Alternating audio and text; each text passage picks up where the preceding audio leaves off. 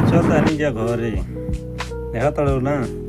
अब हमरे पीछे पीछे सब जने चल डाले बारवन आ केना स्पीड में बारवन देखा तड़ा एकदम चले लग जैसे एकदम मस्ती में आ जाला लोग। हाँ जैसे बुझाला कि एकदम दौड़ के सबसे आगे में जइहा लोग। जैसे हर चला के आओ तड़ी लोग तरी हर चला के आता लोग जैसे बुझाता एकदम जाता नादा पर तुरे हुआ। तो का हो भैया लोग का हाल चाल बा आई हो कि ठीक हो बा लोग स्वस्थ हो बा लोग। अगर हमारे चैनल पर नया हो बा लोग तो सब्सक्राइब करो जा लाइक करो जा कमेंट करो जा ताकि हौसला बढ़े मर्दे हमनों पर कुछ कइल जा।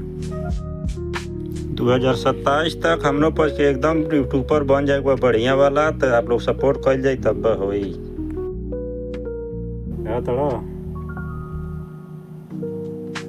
अगवा अगवा चलत ये जैसे बुझाता सबसे यह मेन थी है।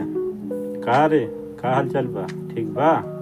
चल तेजी चल तेजी चल चल चल जल्दी जल्दी कर ले आगे ते ही खाइए। देखा अब अंदर ढुकता लोग सब जाने ये लोग आगे आगे चल जाए लोगन हम गेट बंद करके तब जाए। ये लोग देखा था सब जाने निकल गए लोग। अब हम चलता नहीं गेट बंद करे गेट बंद कैले के बाद तब हम जाए। तो फाइनल तो गेट बंद करे जाता नहीं हम गेट बंद कर लेता नहीं ओकरे बाद हम देखा तनी देखा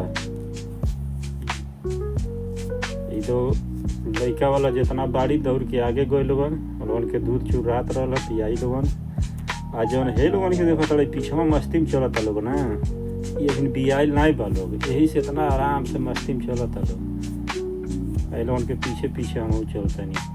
अब हेमंत जौन बात खाना पानी डराला लोगन के खाना धराला यहीं से उतार के लेके जानी जा। तो यहाँ खाना डाले नहीं जाऊ है टंकर मन पानी उतराला पानी डाले नहीं जा है हमार घर और मन बकरी रही कुल बच्चा वाली। और जौन है देखता लोग ना ये खेमा और पीछवा जौन लौकता उहे हम कपिले के घर बाबा के देखता लोग ना।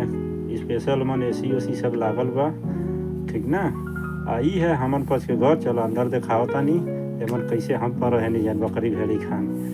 तो देखो एक जने के खटिया है एक जने के है एक जने के हाई है स्पेशल खटिया हमार देखा था केना सर सफाई से रख ले बानी। चलो ब्लॉक करता नहीं खत्म फिर।